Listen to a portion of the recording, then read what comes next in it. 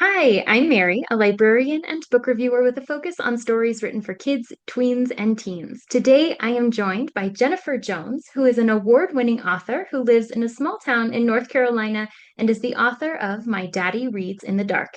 When she's not writing, Jennifer enjoys reading, the outdoors, and spending time with her family, friends, and two dogs. Thanks so much for joining me today, Jennifer. Hi, Mary. Thank you for having me. So tell us a little bit about this new book of yours.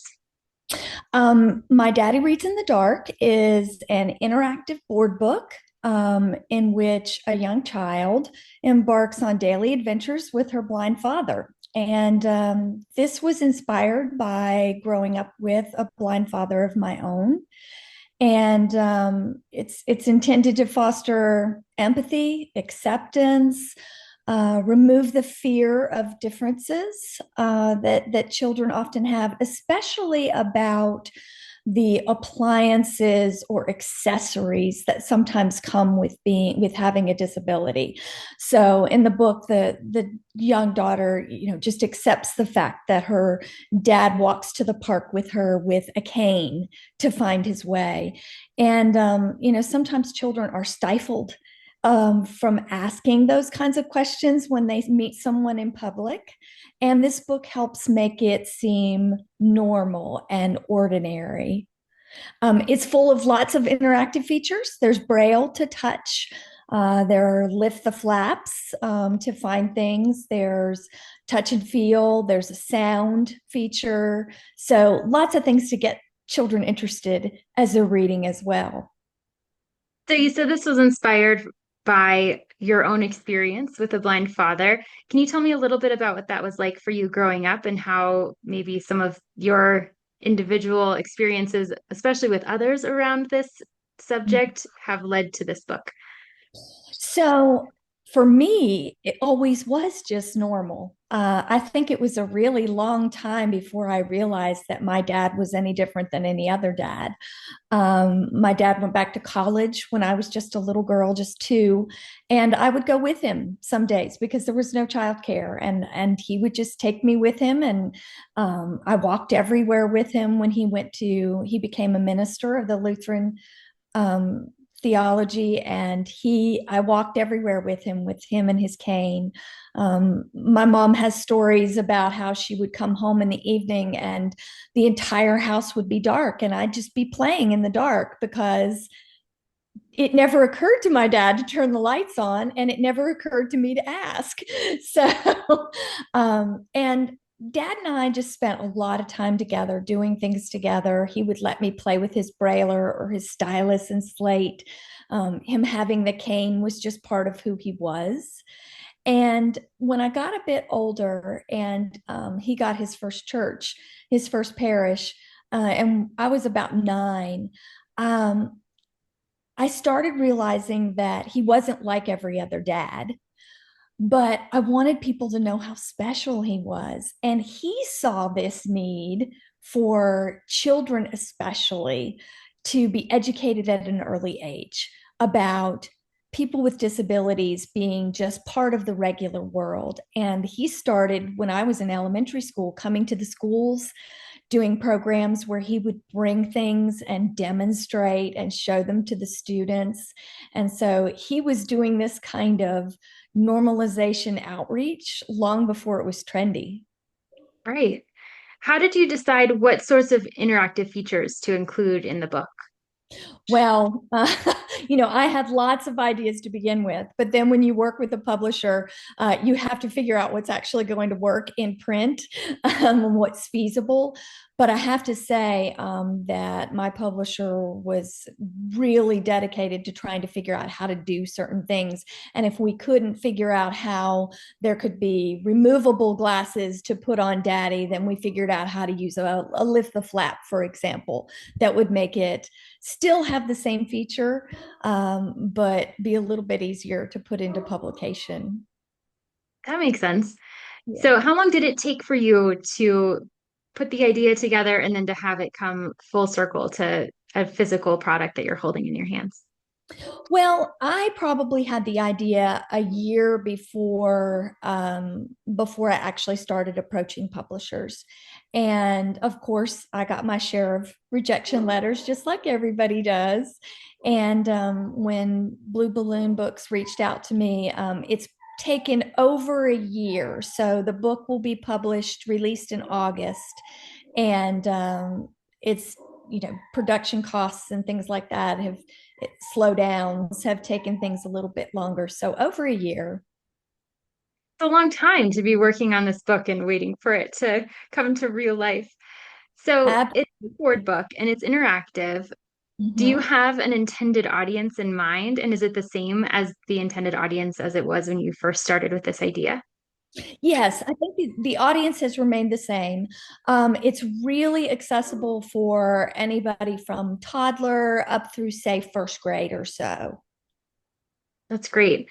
What sort of research did you do in putting this together, or is it mostly just from your own experience with Braille and with other sorts of um, needs that are used when you have low vision or no vision?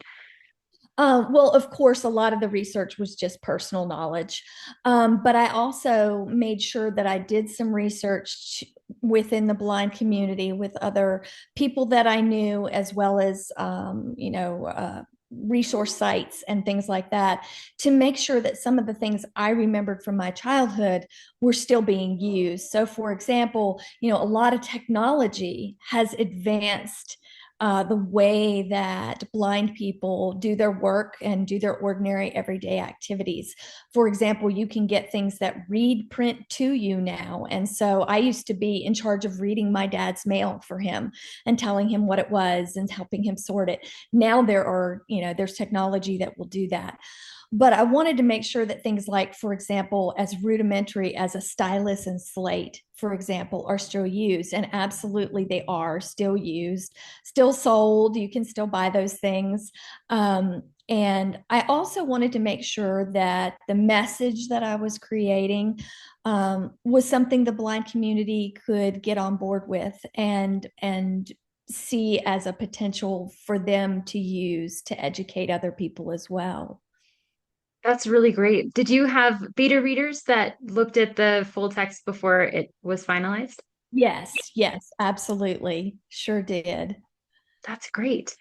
Um, do you have a favorite moment in your story that resonates particularly strongly from your own history or that you hope resonates well with readers? Well, the title, My Daddy Reads in the Dark, and then the first page of the book is then talks about that and how he can do that using Braille. That's my favorite. It's my favorite image. It's my favorite moment from the story because it was inspired by a real event. When I first started dating the man who would become my husband, we passed by my little brother's room at night and he paused in the doorway and I just kept on going. And he said, "Wait, come back here. Look at this. He's reading in the dark to them." And I said, "Oh, yeah, that's normal."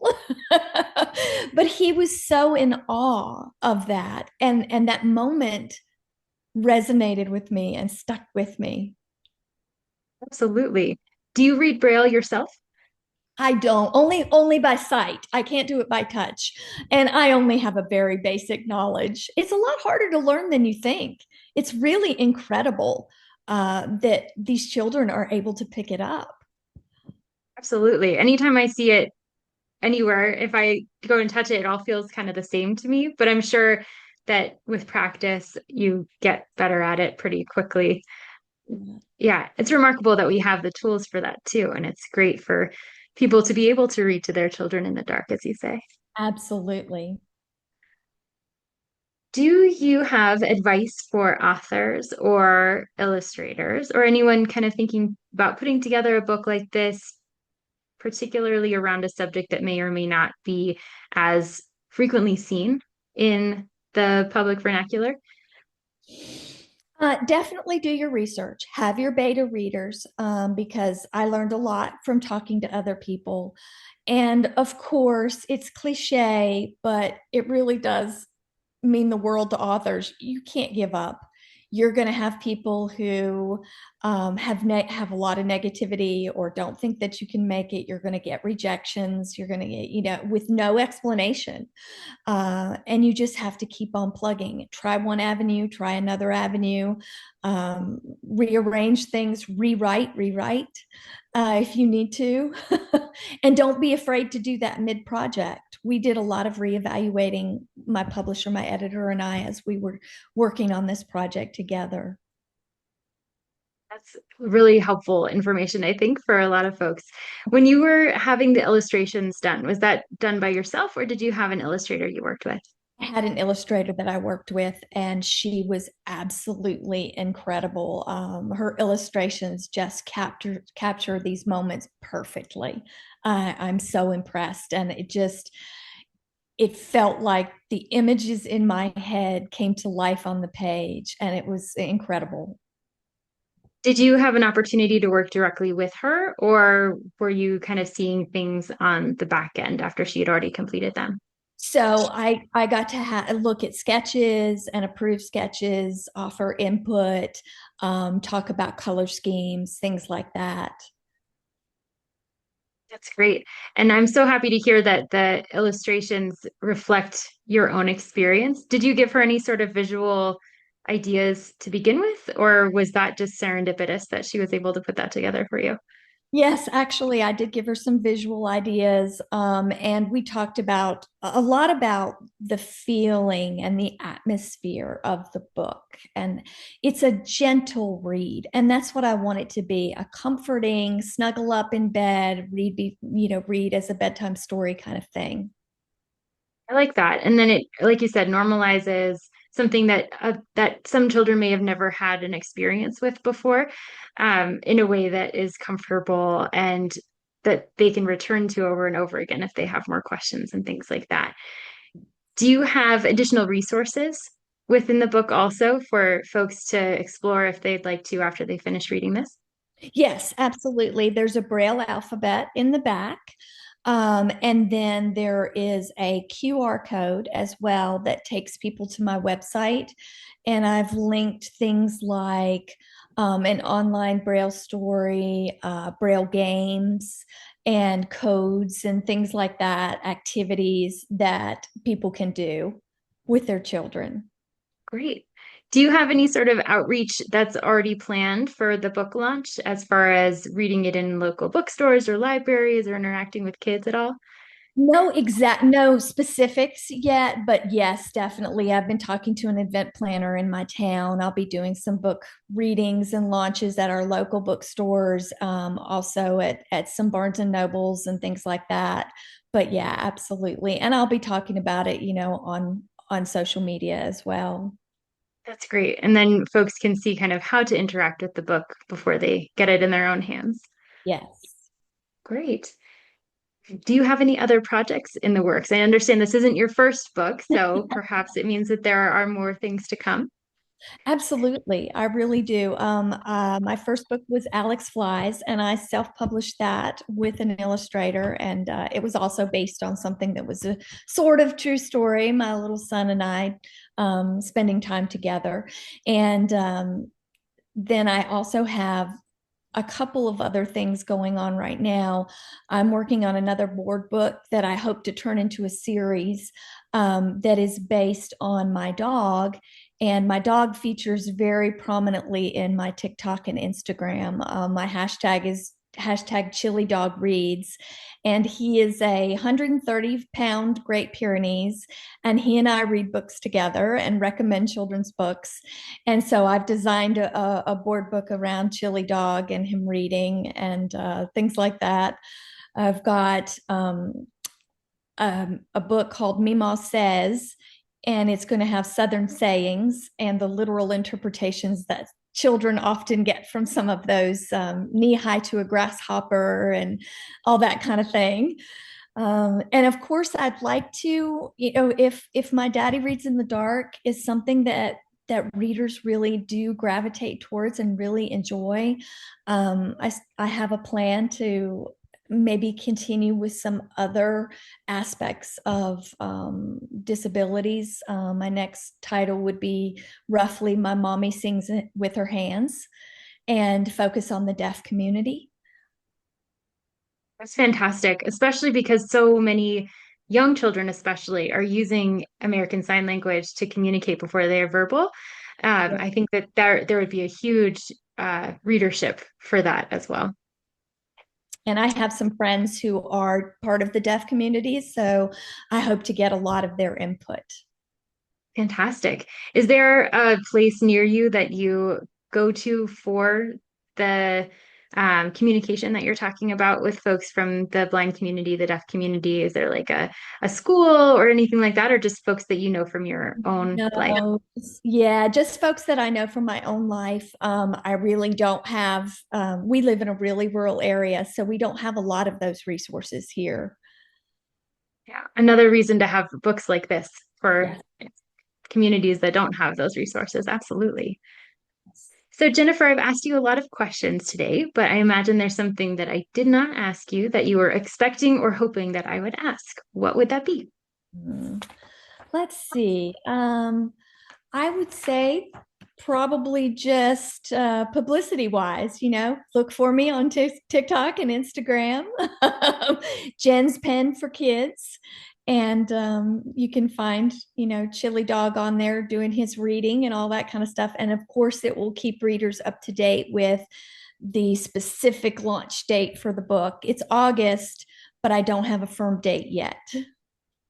And those are sometimes a moving target also with the publishing world. You never Yes, quite it know how is. it's going to be. Yes, it was May, then it was July, now it's August. So It's coming, it's getting there. it is coming.